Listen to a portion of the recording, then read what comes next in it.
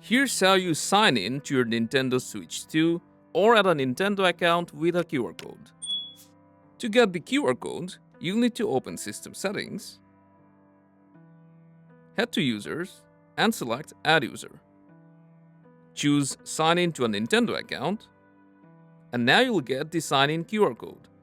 You'll just need to grab your smartphone, scan the QR code using your camera or a scanner app, which will redirect you to the Nintendo website. If you're not signed in already, just do that using your Nintendo email and password. Now confirm it by tapping on Select this account. Then you'll see a 5-digit code. You'll need to type that on your Switch 2. Now in a moment, you'll see user added to the system. So just press OK. And here you go. You just signed in to your Switch 2 with the new account. That's all. Hope this helped, and I'll see you around.